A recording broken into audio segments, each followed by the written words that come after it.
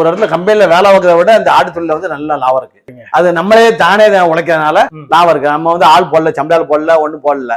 நம்ம வீட்டால நம்ம நானும் என் வீட்டுக்காருமே பார்க்கறதுனால நல்ல லாபம் கிடைக்கும். ஒரு இடத்துல நான் வேலை பார்த்தோம்னா அந்த போக்குவரத்துக்கு போக வர அந்த பெட்ரோல் செலவு, வண்டி செலவு இதுதான் ஆகும். இது வந்து ஒரு பொருள் வாங்குற அளவுக்கு லாபம் கிடைக்கும். ஒரு ஏதாவது வாங்கணும், இல்ல இன்னைக்கு ஒரு பிள்ளைய பார்க்க போனோம், இல்ல ஒரு இதுக்கு போனோம், ஒரு நகை வாங்கணும், ஒரு மாதம் எடுக்கணும் அப்படின்னா அதுக்கு நம்ம கை கொடுக்கும். ஆடு கூலி வேலை பார்த்து நமக்கு அதை செய்ய முடியாது. ஒண்ணு வேற ஒண்ணும் வேண்டாம். வெள்ளாடு வளர்க்கணும்னா ஒரு 20 ஆடு சென ஆடு வச்சிருந்தா அவன் வந்து மாதம் அவனுக்கு வந்து 50,000 ரூபாய் கிடைக்கும். ஆமா 20 ஆடு. ஆமா 20 ஆடுக்கும் போது 40 ஊட்டி ஓட்டுறோம். அவன் 40 ஊட்டி ஓடும்போது 6 மாசத்துக்கு ஒரு 40 ஊட்டி போடும்போது ஒரு வருஷத்துக்கு 80 ஊட்டி ஆயிருது.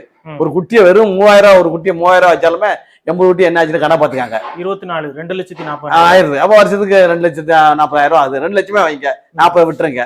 ஆமா அந்த குடும்பத்துக்கு அது போதும். அதே போல வெள்ளாடு கிடாயை வளர்த்தோம்னா அது அந்த ஆடு வளர்க்க கோயில் வளர்த்து